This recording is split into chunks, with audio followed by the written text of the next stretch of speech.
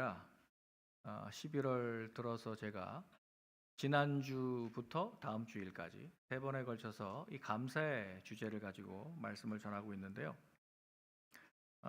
교회력으로는 다음 주가 마지막 교회력, 우리 처치 칼렌더에서는 다음 주일 성령 강림 후 24번째 주일이 마지막입니다. 추수감사절 그날이 마지막이고, 바로 그 다음 이제 11월 30일이 되면 대강절 첫 번째 주일, 예수 그리스도의 오심을 기다리는 대강절 또는 대림절이라고 하는 그 애드벤트가 우리 교회력의 시작입니다. 그래서 여러분, 한 해의 이제 마지막이라고 하는 생각을 우리는 할 수 있습니다. 추수감사절은 사실 구약의 그 3대 절기로 보면 마지막 명절인 수장절, 초막절에 해당하죠. 정확하게 일치하지 않지만 그래도 그 수장절, 초막절의 의미로 우리가 하나님께서 은혜 베풀어 주셔서 그 받은 그 모든 은혜들을 또 선물들을 가지고 하나님께 감사하는 그런 특별한 절기죠. 모든 곡식과 열매를 창고에 모아드리는 이 풍경은 사실은 마지막 때에 하나님께서 알곡과 쭉정이를 가르시는, 그래서 여러분 이 수장절의 의미가 그런 것이에요. 마지막 날 대추수, 그것은 곧 있을 심판을 상징하기도 합니다. 그러므로 주님의 재림과 더불어 맞이하게 될 이 종말을 우리가 대비하는 시간이기도 합니다. 추수감사절이 우리 교회력의 마지막 날이다라고 하는 것을 생각하면 그 추수, 낫을 떼서 다 곡식을 거둔 다음에 알곡은 곳간에, 또 쭉정이는 불로 들어가는 것입니다. 여러분, 이 추수의 의미는 결국에 재림과 심판의 의미가 있다. 우리의 끝을 준비해야 된다라고 하는 것이죠. 그러면서 또한 한 해를 돌아보면서, 우리 인생을 돌아보면서 하나님께서 우리에게 베푸신 구원의 은혜, 그리고 채우시는 그 공급하시는 그 은혜에 감사할 수 있는 시간이 되었으면 좋겠습니다. 올해도 하나님께서 우리에게 부어주신 그 은혜를 우리가 기억한다면 감사할 수 있죠. 우리 지난주에 바로 그 주제를 다뤘습니다. 기억하면 감사할 수 있습니다. 그런데 여러분, 우리가 감사거리를 찾는다고 하지만 목사님, 저는 요즘에는 정말 감사할 제목이 별로 없는 것 같아요. 너무 경쟁은 치열하고 제가 기도하고 열심히 사는 것 같지만 별로 얻는 수확은 없는 것 같습니다. 그리고 원하고 기도했던 것들도 별로 이루어지는 것 같지 않습니다. 그럴 때 여러분, 우리는 감사가 메마를 위기에 처합니다. 여러분 삶은 어떻습니까? 지금 여러분의 입술에, 여러분들의 기도 가운데 감사가 넘칩니까? 아니면 감사는 조금 사라지고 주로 간구, 하나님 이거 채워주세요, 저거 주세요, 계속 이것만 하고 계십니까? 계속 불만족, 이런 것들만 있습니까? 아쉬움과 안타까움으로 인해서 감사가 메말라가고 있지는 않은지 한번 지금 우리 감사의 계절에 우리의 내면을 돌아보았으면 좋겠습니다. 여러분들 언제 하나님 아버지 감사합니다, 정말 내 속에서 그냥 기쁨으로 터져나왔던 그 감사, 하나님 정말 감사합니다 라고 그렇게 외쳤던 때가 언제였습니까? 지금 계속 그렇게 하고 있습니다 그러면 참 감사한 일이고요. 그렇지 않다면 한번 생각해 보았으면 좋겠습니다. 감사는 우리가 원하는 조건을 다 충족한다고 해서 감사할 수 있는 것도 아닙니다. 감사는 오히려 이 감추어졌던 이 삶의 차원의 또 다른 면들, 하나님께서 하시는, 역사하시는 그 일들을 우리가 눈을 뜨면 감사할 수 있습니다.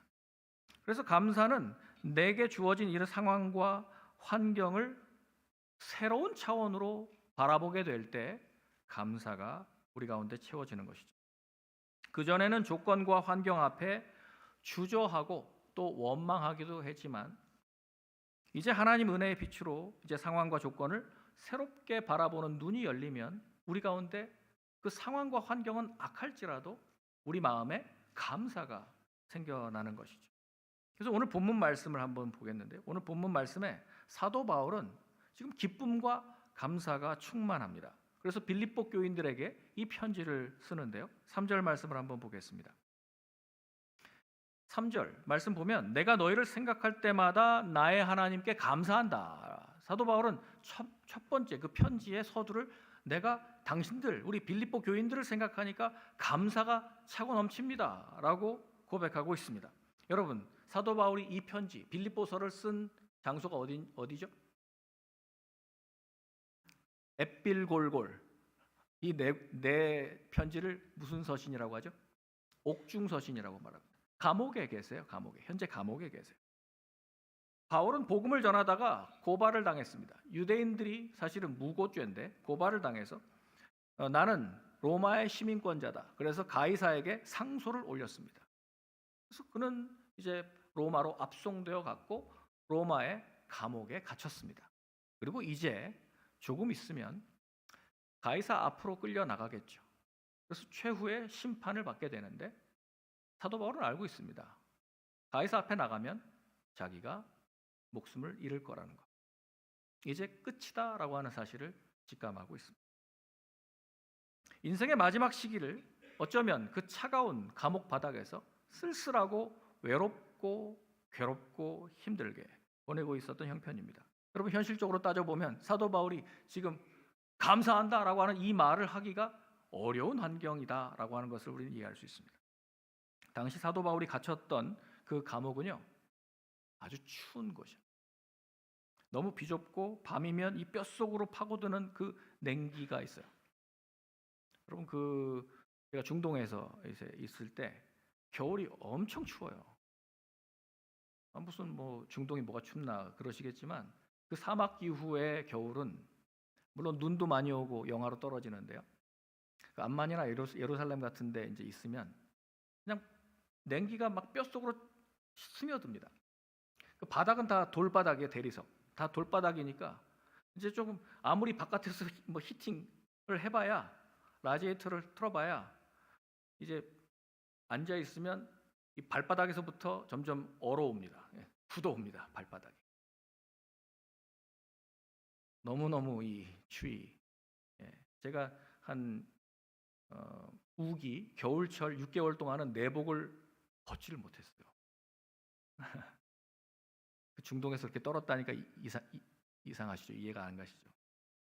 그래서 사도 바울이 얼마나 추웠을까 하는 생각을 자주 했습니다. 냉기로 인해서 너무 추워서 쪽잠도 제대로 자기 어려운 이런 열악한 감옥의 환경이었습니다.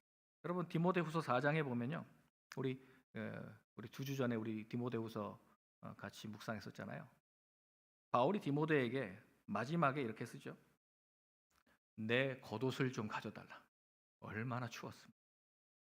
나에게 오라. 그러면서 그 가죽으로 그 쓰여진 성경책하고 내 외투를 좀 갖다 달라. 굉장히 힘들었어요. 그럼 보통 사람의 기질이라 그러면 우리는 금방 위축되고 지금 정말 의기소침해질 만한 그런 환경이었어요. 그런데 바울은 이런 상황, 환경은 굉장히 열악했는데 지금 그의 입에는 계속 감사, 기쁨. 여러분, 빌립보서의 별명이 뭐죠? 기쁨의 서신이에요. 빌립보서는 기뻐하라. 내가 다시 말하노니 기뻐하라. 주 안에서 기뻐하라. 내가 이것을 반복해서 말하는 것이 부끄럽지 않다. 여러분들을 위해서 좋은 말인데 다시 말합니다. 기뻐하십시오라고 계속 기뻐하라 그래요. 그리고 감사 그래요. 그런데 사도 바울이 이 편지를 쓰는 감옥은 너무나 힘든 곳이었어요. 3절, 4절 다시 한번 보겠습니다. 내가 너희를 생각할 때마다 나의 하나님께 감사하며 간구할 때마다 너희 무리를 위하여 기쁨으로 항상 간구함은, 그렇게 말씀하는데요. 여기 이 두 구절에 헬라어 원어에 보면 모든이라는 단어가 4번 나와요. 우리 한글에는 모든이 하나도 안 보이는데요. 여러분, 그렇게 보이시죠? 하나도 안 보이죠? 영어에는 all이라고 하는 게 조금 보이네요. 흔적이. always, every, 그다음에 all이라는 말들이 좀 보이는데요.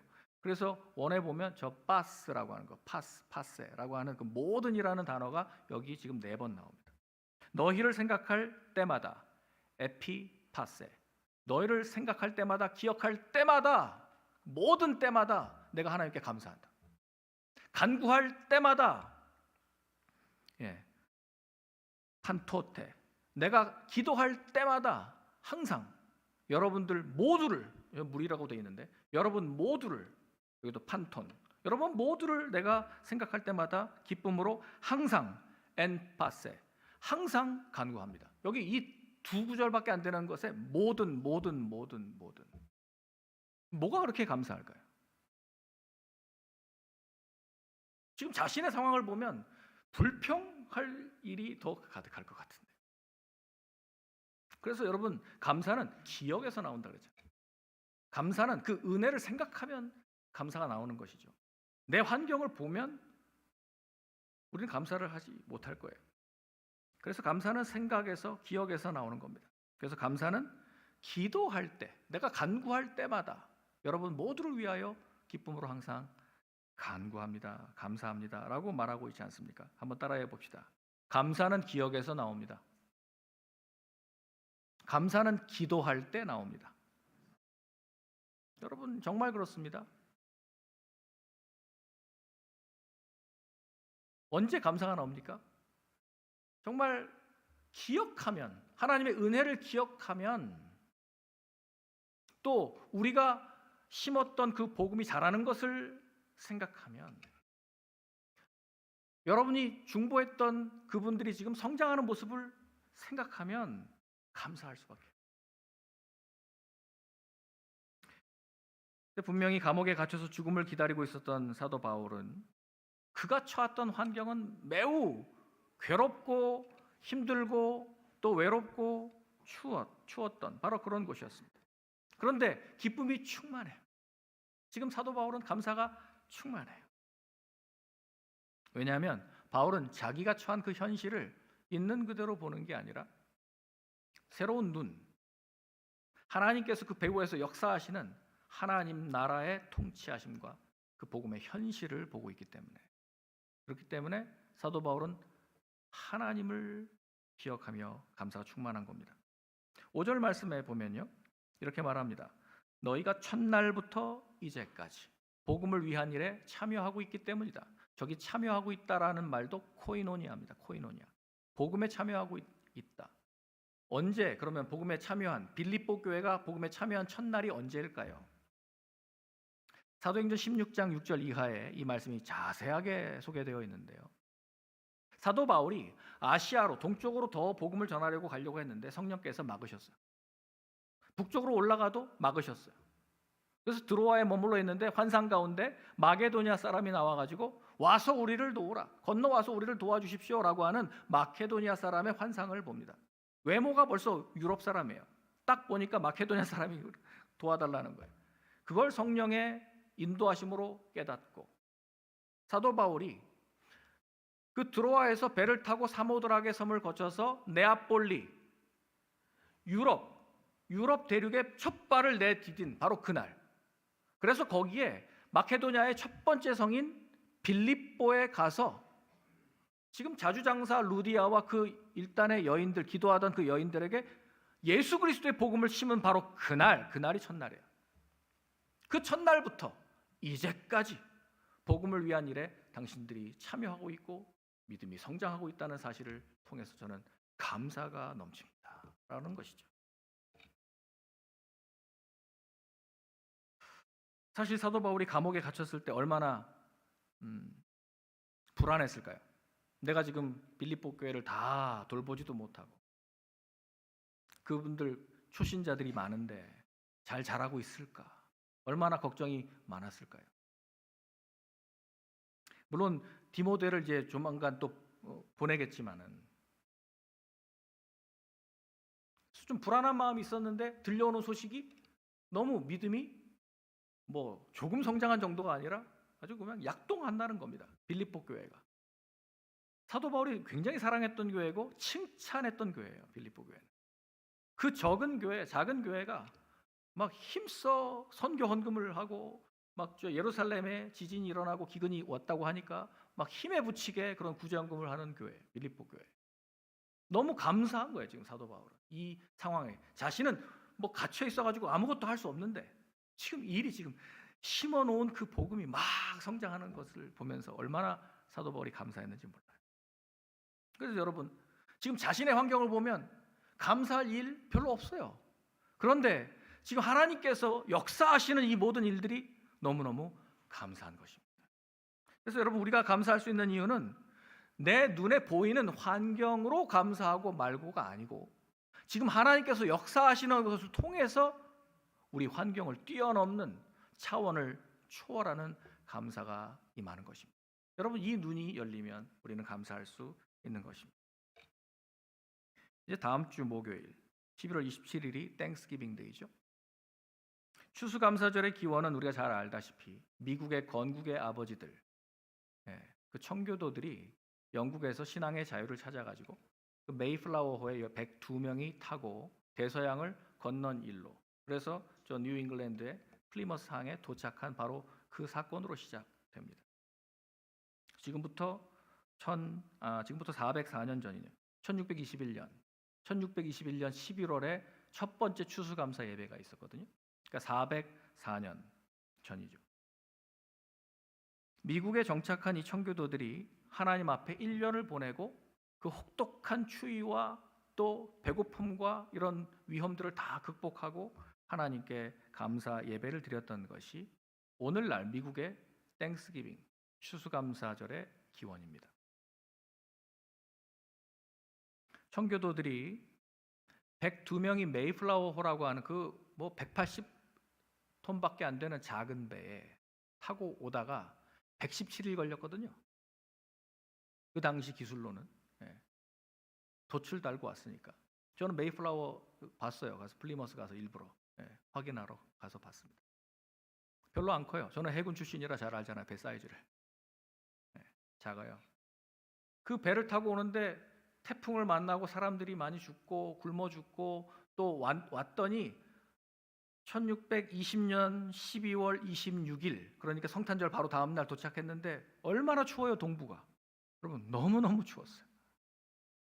그래서 사람들이 추위에 죽고 기아로 또 죽고 풍토병, 전염병이 또 돌아가지고 많이 죽고 102명이 출발했는데 절반이 죽었습니다. 이듬해 봄에 카운트를 해보니까 50명 남았어요. 50명. 아이들 한 20여 명 빼면 정말 어른들 거의 다 없어요. 유럽에서 가져온 거 밀과 보리를 심어봤죠. 토양이 안 맞아요. 농사에 실패했습니다. 밀과 보리가 나질 않았습니다. 그래서 또 힘든 이 시기를 보내고 있는데 그 지역에 완파노아라고 하는 그 부족 원주민들이 도와준 거예요. 물론 나중에는 막 원주민들하고 이렇게 싸우고 이렇게 하죠. 그렇지만 처음에 완파노아 그쪽에 원주민들이 옥수수 농사하는 법 알려줬어요. 우리 아이오와가 자랑하는 옥수수 옥수수 농사를 가르쳐줘서 그들이 옥수수를 심으면서 또 이제 감자 뭐 이런 것들을 가지고 이제 버틴 거예요. 1년을 지나면서 이제 11월이 돼요. 그 이듬해 1621년 11월이 된 거죠. 얼마나 감사합니까? 아무것도 없이 왔는데, 그리고 이렇게 척박한 환경에서. 여러분, 그러나 환경만 탓하면 그 감사보다는 불평거리가 더 많을 것 같은데, 그래도 하나님께서 우리를 살려주시고 원주민들을 통해서 우리에게 또 이런 농사법도 알려주시고 또 뭐 물고기 잡는 법, 또 사냥하는 법 다 가르쳐주고, 그래서 1621년 11월에 추수감사절, 여러분 한번 그 사진을, 이게 그림인데요. 유명한 그림이죠. 첫 번째 추수감사절이라고 하는. 저기 보면 원주민들 보이죠? 또 옥수수, 호박, 감자 이런 곡식을 추수하고 하나님께 저 척박한 음식이지만 감사하며 하나님께 예배 드린 것이죠. 그들의 처한 현실은 비참했어요. 그러나 그들은 하나님의 현실, 하나님께서 지금 돌보신 그 은혜를 기억하고 감사할 수 있었습니다.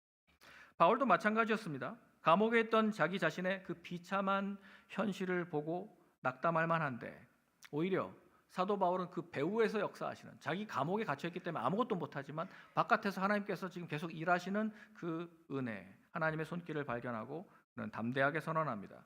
그래서 오늘 본문 빌립보서 1장 6절 말씀을 한번 보시면요, 같이 읽겠습니다. 시작. 너희 안에서 착한 일을 시작하신 이가 그리스도 예수의 날까지 이루실 줄을 우리는 확신하노라. 착한 일을 언제 시작했어요? 바로 그 복음의 교제 첫날, 복음의 씨앗이 심겨진 바로 그날부터 시작해서 그리스도 예수의 날은 예수님께서 다시 오시는 그 재림의 날입니다. 그 마지막 때까지 하나님께서 우리를 구원하신 그 착한 일을 시작하신 하나님께서 예수님이 다시 재림하시는 그날까지, 마지막 날까지 우리를 지키시고 구원하시고 거룩하게 하시고 영화롭게 하실 그 일을 확신하고 있습니다. 그래서 사도 바울은 하나님 통치의 이 은혜를 기억하기 때문에 지금 감사가 충만한 거죠. 바울은 누구에게 감사합니까? 바울이 그 확신했던 이 은혜를 가지고 조상들의 하나님께 감사한 것 아니에요. 다른 사람, 자기에게 율법을 가르쳐 주었던 선생님 가말리엘의 하나님으로 지금 이야기하는 거 아닙니다. 여러분 3절 말씀 다시 보면 바로 바울 자신의 하나님, 나의 하나님께 내가 감사한다. 여러분 나의 하나님은 뭡니까 그러면? 그건 우리 아버지, 어머니, 우리 조상들의 하나님 아니에요. 목사님의 하나님 아니에요. 여러분 저의 하나님과 여러분 하나님 달라요? 그건 목사님이니까 그래요. 여러분 목사님의 하나님과 집사님의 하나님과 달라요? 부모님의 하나님과 여러분의 하나님 다릅니까? 그런데 부모님의 하나님과 여러분의 하나님 다를 수 있어요. 왜? 내가 그 하나님을 못 만났다면 나는 그러면 그렇게 감사할 수 없죠. 나의 하나님이라는 것은 내가 직접 만나고 경험한 그 하나님이에요. 그 하나님께 나는 감사한다는 거예요. 왜? 제가 복음을 전했던 바로 그 순간부터 지금까지 또 앞으로 예수님이 다시 오시는 그날까지 지키고 완성하실 그날, 그때까지 하나님께서 돌보실 것을, 그분이 나의 하나님이라고 하는 사실을 알기 때문이죠. 그래서 이런 하나님을 만났기 때문에 심지어 사도 바울은 이 빌립보서 1장 20절 말씀 보면요 이렇게까지 말합니다. 사실 죽음을 앞두고 있기 때문에 이런 고백을 자꾸 하시는데, 나의 간절한 기대와 소망을 따라 아무 일에든지 부끄러워하지 아니하고 지금 내가 이 감옥에 처한 이 지금도 전과 같이 온전히 담대하여 살든지 죽든지, 내가 며칠 더 살든지 아니면 하나님께서 나를 데려가시든지 내 몸에서 그리스도가 존귀하게 되게 하려 하나니. 아멘. 사도 바울의 목적은 오직 예수 그리스도가 내 삶에서 높임을 받는 겁니다. 뭐 더 오래 사는 거 그게 나의 목적 아니다. 그래서 사도 바울은 다른 모든 것들을 다 배설물로 여길 수 있게 된 거예요. 눈이 열린 것이죠. 눈이 열린. 사도 바울은 정말 고난의 사람이었습니다. 복음을 전하는 이방인의 사도로 부르심을 받은 이후 그는 정말 고난을 많이 겪었습니다. 복음을 전하면서 당한 고난을 고린도 교인들에게 이렇게 소개합니다. 고린도후서 11장 23절 이하를 보면요 이렇게 말합니다. 내가 수고를 넘치도록 하고 옥에 갇히기도 더 많이 하고 매도 수없이 많이 맞고 여러 번 죽을 뻔했다.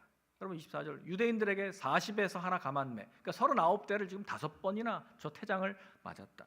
또 3번 태장으로 맞고 1번 돌로 맞고 3번 파선하고 1주야를 깊은 바다에서 지냈으며 여러 번 여행하면서 강의 위험, 강도의 위험, 동족의 위험, 이방인의 위험, 시내의 위험, 광야의 위험, 바다의 위험, 거짓 형제 중의 위험을 당하고 또 수고하고 애쓰며 여러 번 자지 못하고 줄이며 목마르고 여러 번 굶고 춥고 헐벗었노라. 아멘.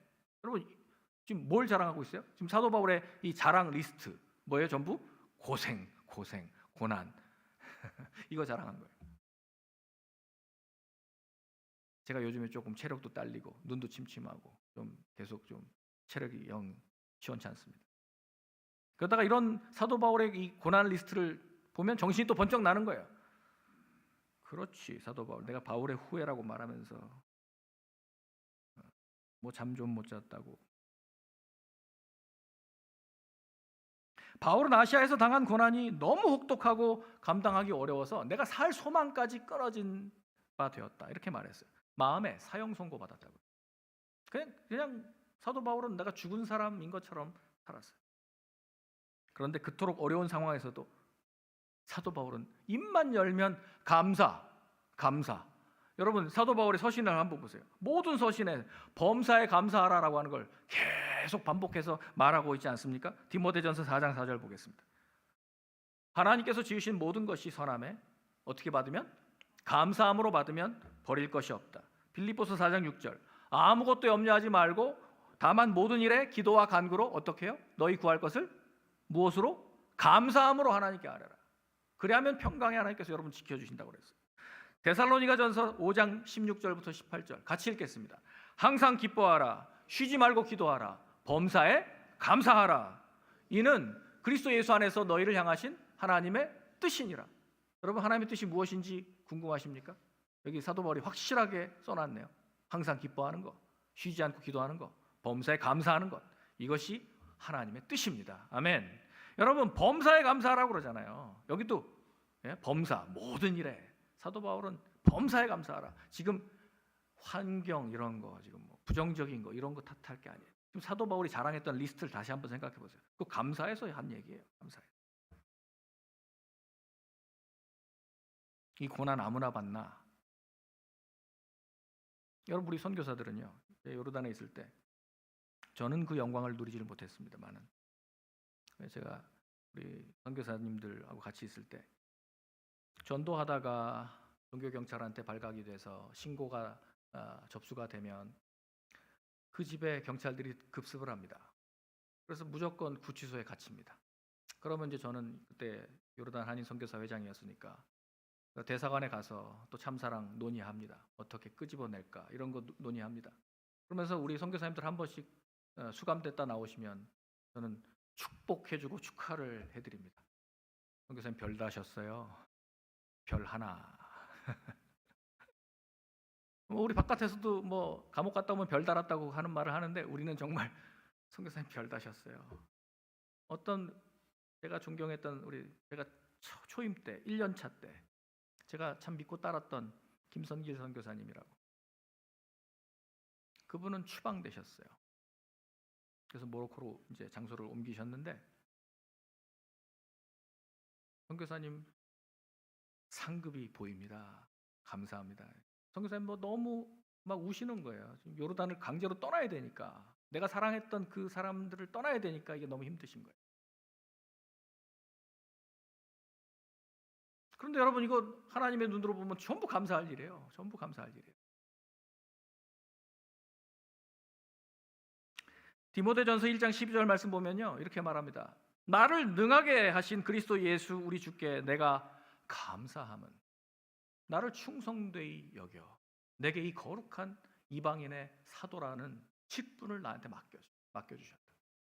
난 그게 너무 감사하다. 하나님 앞에 감사하다. 그래서 사도 바울은 우리를 향해서 하나님께 끊임없이 감사하라고 말합니다. 에베소서 5장 20절에도 보면 범사에 우리 주 예수 그리스도 이름으로 항상 아버지 하나님께 감사하라 이렇게 말합니다. 그러니까 범사에 항상 사도 바울이 감사를 이야기할 때는 항상 이 두 가지를 많이 얘기합니다. 범사에 감사해라, 항상 감사해라. 너희는 감사하는 자가 되라 계속 도전하십니다. 감옥에 갇혀 있는 분이 감옥 바깥에서 좀 편안하게 생활하고 있는 사람들에게 자기 자신은 아무것도 없는 가난한 사람이 모든 걸 누리고 지금 살고 있는 사람들에게 자기는 육체적인 질병으로 고통을 당하고 있으면서 건강한 사람들에게 감사하라, 감사하라, 감사하라 라고 권면합니다. 그래서 사도 바울의 감사를 한마디로 말하면 가시감사예요. 가시감사. 아까 우리 찬양했죠. 장미꽃 주심을 감사하면서 또한 장미꽃에 있는 가시를 감사하라는 거예요. 사실 여러분 사도 바울의 그 가시는 자기 몸에 있었던 육체의 가시, 몸의 질병이었습니다. 바울은 그 육체의 가시로 인해서 늘 괴로워했었습니다. 사도 바울을 그토록 괴롭혔던 그 육체의 가시는 성경학자들이 이 두 가지로 좁혀놨는데요. 하나는 안질일 가능성, 눈병, 안질일 가능성, 또 하나는 간질병일 가능성입니다. 다메섹 도상에서 햇빛보다 더 강렬한 그 주님의 그 빛을 본 후유증으로 인해서 안지를 알았을지 모르겠다라고 하는 그런 추정이 있어요. 그 증거로는 갈라디아서 4장 15절 말씀에 이런 말씀이 있거든요. 너희가 할 수만 있었더라면 너희의 눈이라도 나한테 빼서 주었을 것이다. 그러니까 눈이 나빴다라고 하는 걸 알 수 있어요. 근데 가시가 만약에 육체의 가시가 간질병이었다면 심각하죠. 간질병. 전도하다가 설교 중에 갑자기 쓰러지시는 거예요. 하나님이 영광이 안 됩니다. 저 좀 고쳐주세요. 이건 본인도 부끄럽고 괴롭고 그걸 보는 성도들도 힘들고 사도로서 하나님 이거 너무 힘듭니다. 여러분 갈라디아서 4장 14절에 보면 간질병이었을지 모르겠다라고 추정하는 구절이 있어요. 너희를 시험하는 것이 내 육체에 있으되 이것을 너희가 업신여기지도 않았다. 참 감사하다는 거예요. 내가 여러분들 앞에 좀 보기 민망한 장면 몇 번 보였는데 죄송합니다. 그런데 여러분들이 그래도 저를 불쌍히 여겨주시고 업신여기지 않아 주셔서 감사합니다. 실제로 사도 바울은 글은 굉장히 잘 쓰시는데 말에는 조라다 그러셨어요. 아폴로는 굉장히 말을 잘하는 설교자로 유명한데 사도 바울은 어쩌면 말을 별로 못하셨을지 모르겠어요. 근데 다행인 건 사도 바울의 말은 오디오로 남은 게 없고 글이 남았습니다. 글이 남았어요. 감사하죠.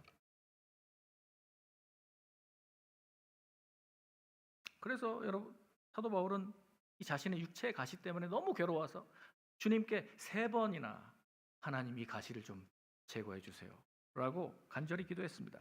그런데 그때 주님의 응답이 뭐였습니까? 고린도후서 12장 9절 말씀 보세요. 나에게 이르시기를 내 은혜가 내게 족하도다. 예스예요, 노예요? 노. 됐어. 넌 지금 충분히 은혜 많이 받고 있어. 그냥 가지고 있어도 돼. 하나님 이 가시 좀 빼주세요. 근데 no. 내 은혜가 너에게 족하도다. 이는 내 능력이 약한 데서 온전하여 짐이라. 여러분 하나님으로부터 내가 기도했는데 간절히 기도했는데 예스가 아니라 노라고 하는 응답을 받으면 여러분 기분이 어떠세요? 그럴 때 감사하실 수 있으십니까? 여러분 기도의 응답을 나는 못 받았다라고 말씀하시더라고요. 받은 거예요. 노라고 확실하게. 여러분 노도 기도의 응답이에요. 때로는 내가 기도했는데 하나님께서 거절하실 때 있거든요. 나를 너무나 잘 아시는 하나님께서 no라고 말씀하셨는데 나는 그걸 거절당했다 생각하고 기도 응답 받지 못했다고 착각하시는 경우가 있습니다. 그러니까 아까 우리 찬양한 것처럼 응답하신 기도에 감사, 그러나 또한 거절하신 것에도 감사. 믿으십니까? 여러분 이 믿음이 필요해요. 우리에게는 장미꽃에만 감사할 게 아니라 가시를 주심에도 감사할 수 있기를 축원합니다. 훨씬 더 성숙한 믿음이에요. 주님은 허락해 주지 않았어요. 내 삶에 있어서 이 가시만 좀 어떻게 제거가 되면 참 좋겠는데 주님이 허락해 주지 않으셨기 때문에 사도 바울은 그래도 실망하거나 낙심하지 않았습니다. 또 주님의 뜻이 그렇다니 또 내 은혜가 너한테 족하다라고 말씀하셨으니 그 말이 무슨 뜻인지 다 이해했던 것이죠. 그러니까 감사할 수 있었던 거예요. 여러분 이런 감사, 주님을 전적으로 내가 신뢰할 수 있을 때만 나올 수 있는 감사가 바로 가시에 대한 감사예요. 장미꽃 감사라고 하는 것은 신앙이 어린 아이들, 신앙이 어릴 때는 장미꽃에만 감사합니다. 그러나 믿음이 깊어지고 믿음이 성장한 장성한 사람들은 가시에 감사할 수 있게 됩니다. 여러분 손가락 하나에 가시 하나가 딱 박히면 어떠세요? 손가락 하나에도 가시 하나 박히면 온통 내 모든 신경이 다 그 가시에 가 있어요. 이거 빠지기 전까지 너무 괴로워요. 뭐 죽지는 않는데 너무 괴롭습니다. 내 온통 신경이 다 그 가시에 가 있거든요. 10가지 감사할 일이 있어도 한 가지 섭섭한 일이 생기면 우리는 감사하지 못하는 경우가 얼마나 많은지 몰라요. 왜냐하면 그 한 가지 힘든 일이 그 10가지 감사할 일들을 다 잡아먹기 때문이에요. 그래서 10가지 장미꽃 감사보다 이 한 가지 가시에 대해서 감사할 수 있는 게 참 어렵지만 하나님께서 귀하게 보시는 감사입니다. 바울은 육체의 가시가 나를 겸손하게 만들어 주시는 은혜다라고 깨달았습니다. 그래서 여러분 고린도후서 12장 7절에 이렇게 말합니다. 여러 계시를 받은 것이 지극히 크므로 너무 자만하지 않게 하시려고 내 육체의 가시 곧 사탄의 사자를 주셨으니 이는 나를 쳐서 너무 자만하지 않게 하려 하심이라. 하나님께서 나에게 겸손하라고 말씀하십니다. 그 가시, 내 육체의 연약함은 있지만 그것 때문에 하나님 오늘 말씀을 전해야 되는데 오늘 쓰러지는 일 없게 해주십시오 라고 또 무릎을 꿇게 하는 거예요. 그래서 겸손하게 더욱 주님만 의지하게 되었다고 고백합니다. 고린도후서 12장 9절에 보면 우리 아까 읽었던 내 은혜가 너에게 족하도다 이는 내 능력이 약한 데서 온전하여짐이라 하신지라. 그러므로 도리어 크게 기뻐함으로 나의 뭘 자랑한다고요? 여러 약한 것들에 대하여 자랑하나니. 아까도 사도 바울의 그 고난의 그 리스트를 자랑했잖아요.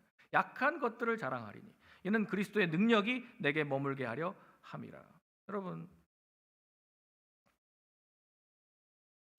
내가 약한 바로 그때에 주님의 그 강함이 드러나니까 나는 그걸 자랑한다는 거예요.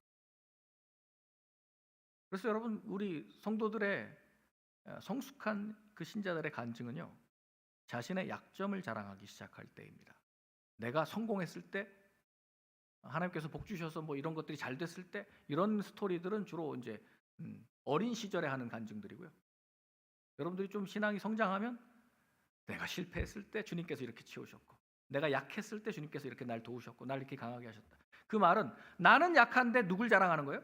강하신 주님을 자랑하기 때문에 그것이 진짜 간증이죠. 고린도후서 12장 10절 말씀에 이렇게 말하죠. 그러므로 내가 그리스도를 위하여 약한 것들과 능욕과 궁핍과 박해와 곤고를 기뻐하노니 이는 내가 약한 그때의 강함이라. 아멘. 내가 약한 바로 그때가 왜 강해요? 예수님이 일하실 때니까. 내가 강할 땐 내가 일하죠. 내가 약하니까 주님이 일하시지 않습니까? 그래서 내가 약한 것을 자랑할 수 있는 거. 그 가시로 인해서 오히려 약한 것들을 통해서 주님이 역사하시는 것을 깨닫고 사도 바울은 지금 내가 약할 그때 오히려 내가 강하기 때문입니다 라고 역설적으로 주님을 자랑합니다. 환난은 인내를, 인내는 연단을, 연단은 소망을 이루는 줄 사도 바울은 깨달았습니다. 그래서 이 환난이 나를 약하게 만드는 이런 모든 고통이 나를 결국에는 소망을 주고 내가 감사할 조건이 된다는 것입니다. 여러분, 그러니 환경과는 정반대죠. 역설적입니다. 바울은 육체의 가시, 자기의 약점을 통해서 세상의 모든 것들을 다 배설물로 여기면서 오직 내 삶에서 예수 그리스도만 높임을 받기를 간절히 원했던 것이죠. 고통을 주는 육체의 가시, 참 나를 오랫동안 괴롭히는 그런 질병 있으십니까, 여러분? 있을 수 있죠. 참 여러 치료를 해보고 노력했는데 안 고쳐지는 어떤 질병, 거의 이건 그냥 내가 가지고 살아야 되나 보다 하는 질병. 또 어떤 게 가시예요? 나를 계속 찌르고 괴롭히는 인간관계의 가시들. 오죽 그게 힘들면 다윗은 이렇게 말했습니다. 사람 막대기와 인생 채찍이라고. 대부분의 힘든 일들은 다 이 인간관계 가시에서 나를 찌르고 괴롭히는 주변의 것들입니다. 그러나 여러분, 이 가시가 왜 감사합니까? 사도 바울이 우리에게 보여준 것처럼 가시로 인해서 내가 엎드릴 수 있으니까, 주님 더 의지할 수 있으니까, 가시로 인해서 더 기도할 수 있고 감사할 수 있게 된다면 그것으로 인해 나는 교만하지 않고 더 성숙한 믿음의 사람이 될 수 있지 않습니까? 그래서 여러분, 가시로 인해서 감사하면 그 가시가 은혜의 선물이 되는 줄 믿습니다. 우리가 감사하면 하나님의 역사가 보이기 시작됩니다. 나의 삶 속에 감추어졌던 그 하나님의 은혜가 이제 드러나기 시작합니다. 감사가 내 삶에서 계속해서 고백되면 이 내 감사가 내 삶에 내 입술에 습관이 돼요. 감사가 습관이 되면 여러분 습관은 결국 내 삶을 만듭니다. 진정으로 거듭난 그리스도인들의 언어는 어떻게 바뀝니까? 감사로 바뀝니다. 입에서 항상 감사하다, 감사하다라는 말이 떨어지지 않는 사람. 구원받은 그 변화의 증거죠. 하나님은 범사에 하나님을 인정하고 감사하는 사람들을 하나님께서는 더 기뻐하시고 더 복을 주십니다. 작은 것에 감사하는 사람에게 큰 것을 또한 주십니다. 왜? 감사라고 하는 그 그릇을 갖고 있기 때문이죠. 여러분 혹시 요즘 우리 삶에 감사가 메말라가고 있지는 않습니까?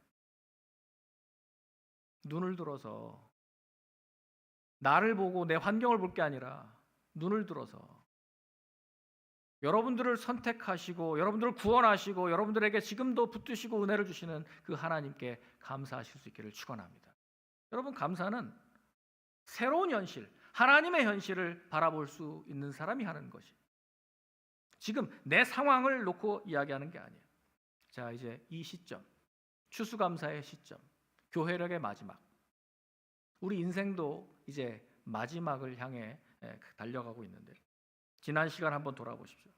올해 2025년도를 한번 조용히 주님 앞에 돌아보십시오. 순간순간 지금까지 모든 것들이 하나님이 주신 은혜 아니었습니까? 은혜 아닌 것이 없다라고 하는 사실을 깨닫는다면, 기억한다면 감사할 수 있습니다. 우리 삶에 더 풍성한 감사와 기쁨이 이 계절에 여러분 마음에, 여러분 기도에 풍성한 감사로 차고 넘치시는 저 여러분들의 삶이 되시기를 주의 이름으로 축원합니다.